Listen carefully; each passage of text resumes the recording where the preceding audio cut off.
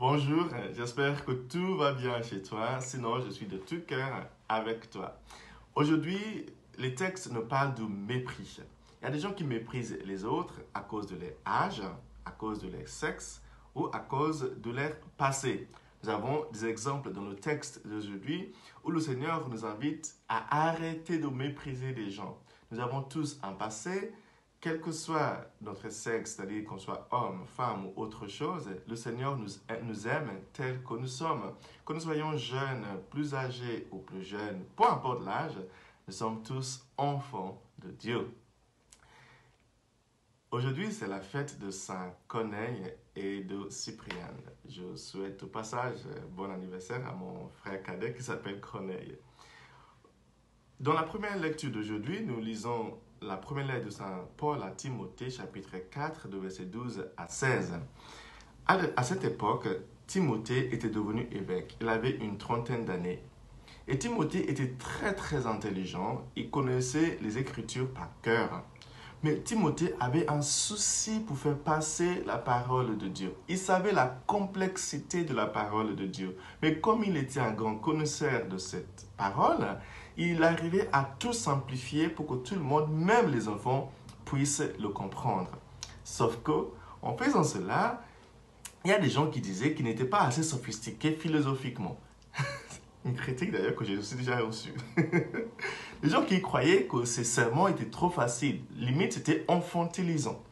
Donc, et Timothée était terrifié, il ne savait plus quoi faire. Donc, il a demandé à Paul, son chef, on va dire, quoi faire. Et Paul lui a dit, tu sais quoi, Timothée, calme-toi, je viendrai te voir. Mais Paul était tellement débordé par un tas de choses à faire qu'il n'avait pas le temps d'aller voir Timothée. Donc, en place d'aller le voir, il a écrit la lettre que nous lisons ce matin. C'est très beau, c'est une très belle lettre. Saint Paul dit, bien-aimé Timothée, que personne n'ait lieu de te mépriser parce que tu es jeune. Au contraire, sois pour les croyants un modèle par ta parole et par ta conduite, par ta charité, ta foi et ta pureté. En attendant que je vienne, applique-toi à lire l'Écriture aux fidèles, à les encourager, à les instruire. Donc Paul, en fait, a pris le temps de soutenir Timothée pendant ces moments de doute. Si tu vois un jeune, un enfant qui est méprisé à l'école, qui est euh, qui est traumatisé, justement, c'est le mot d'ailleurs, qui est traumatisé parce que ses copains, même parfois c'est les profs qui le méprisent parce qu'il n'est pas assez intelligent, il n'est pas assez beau, il n'est pas assez belle, il ne s'habille pas correctement, il ne sait pas faire ceci, il ne faut pas faire cela. Nous devons prendre la défense de ces enfants-là et de ce jeune-là parce que c'est les jeunes qui deviennent les adultes.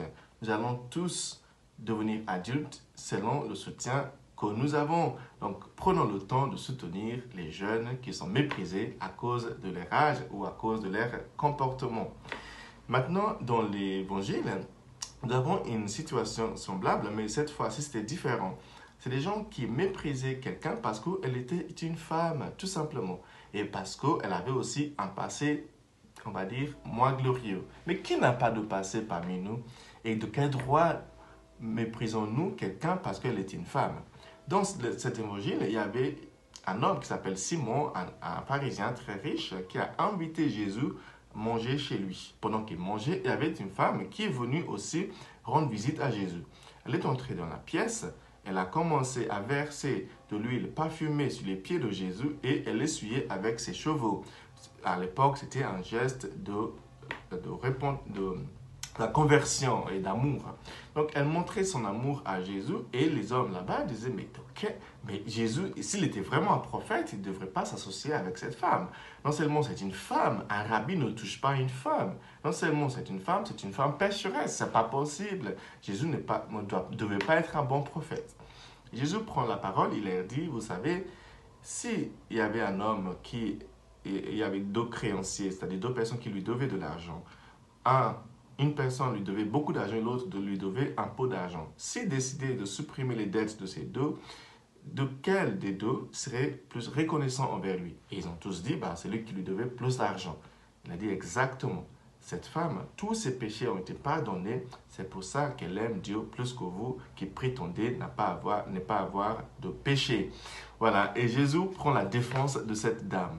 Nous aussi, aujourd'hui, nous sommes invités à soutenir les gens qui sont méprisés et à nous-mêmes ne jamais mépriser quelqu'un, soit à cause de son âge, soit à cause de son sexe, soit à cause de son passé. Ce n'est pas à nous de juger les gens, c'est à nous de soutenir tout le monde pour que tout le monde puisse réaliser la meilleure version de soi-même.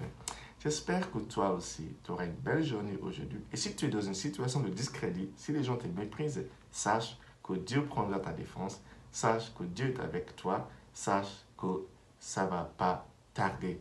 Un jour, des gens qui t'ont méprisé dans le passé viendront reconnaître ta vraie valeur. Que Dieu te bénisse aujourd'hui, le Père, le Fils et le Saint-Esprit. Amen.